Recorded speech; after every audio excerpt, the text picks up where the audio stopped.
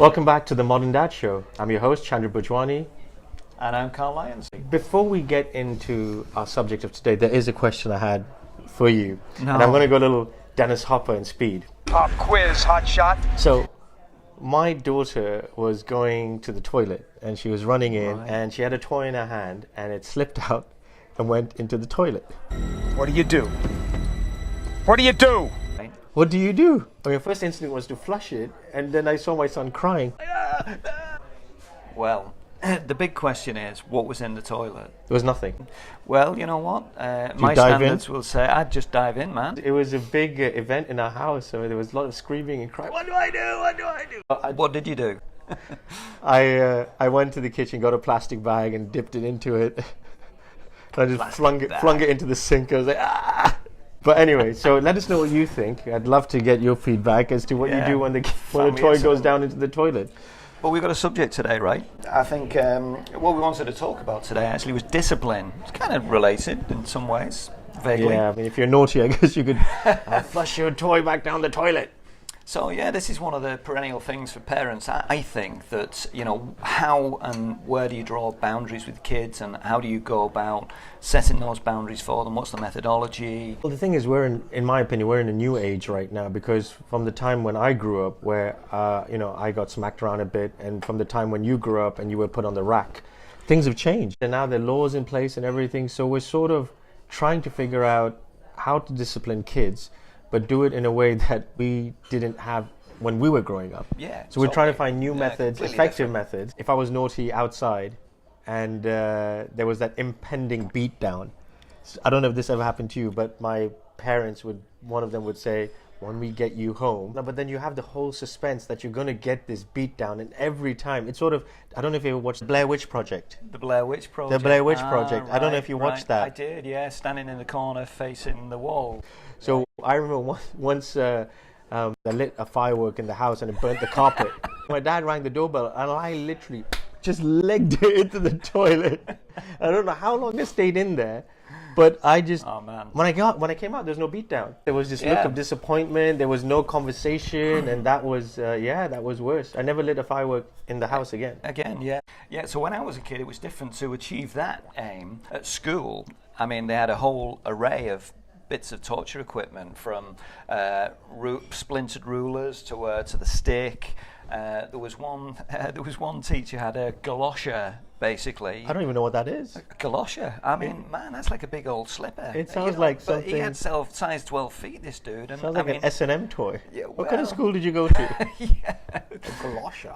So now the question is, we both got smacked. If we could do it now, and it was theoretically needed, would you do it? Do you think at times it is needed? Well, you know what? I don't know. We've got different methods in our house, a little bit like you, but we do have a naughty step. Mm-hmm. The rule is that you've got to stay on the naughty step for the same number of minutes of your age. Oh, wow. That's nice. That's great. Yeah. So what about that? So when I'm sent to the naughty step, I'm there for at least 35 minutes. Aren't you still there? 35 minutes. Is the clock broken in your house? It's difficult to find something that's effective and consistently effective, because we started timeout and that worked, and initially there were tears. Now we're at a stage where my son will just put the toilet seat down and sit down and do his time. So it's that when you set boundaries and how you set boundaries, I think that's really important somehow. And how early you start kind of setting the ground rules for your kids. How early do you start? So when we had our kids, a lot of people were doing Gina Ford. Mm-hmm. And Gina Ford's like a Nazi, basically, isn't she? So it's this kind of controlled crying, and if the kid's upset, you've got to kind of leave them. And so really, really early on, they learn what is kind of behaviour that's rewarded and behaviour that's not rewarded. So that it can start really early.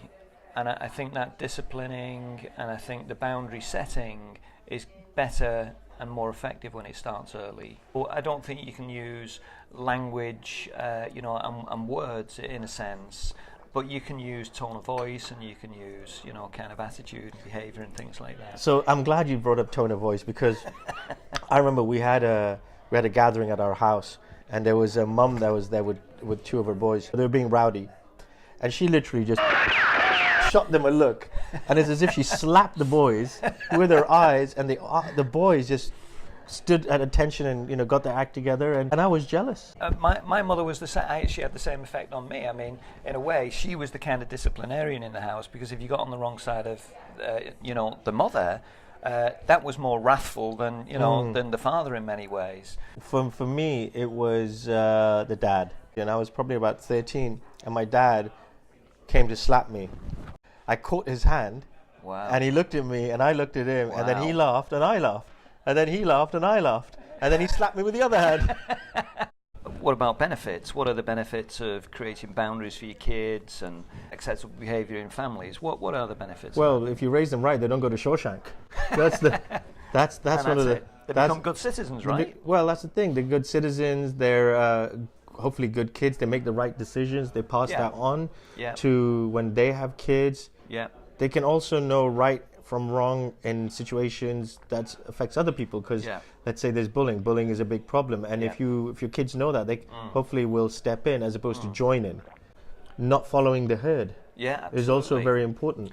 I think discipline is very important, and at the end of the day, it's tough love. But we'd love to know what you think, and some more ways of discipline. Yeah, that'd be great. The children, that would be great. Actually, we could always use some new methods. tactics. Yeah, totally. But thank you for tuning in.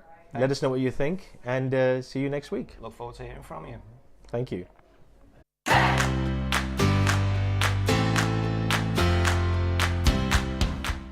Firstly, what is a galosha? A galosha is we have them at our kids have got them at school. For sports. They're a sports shoe.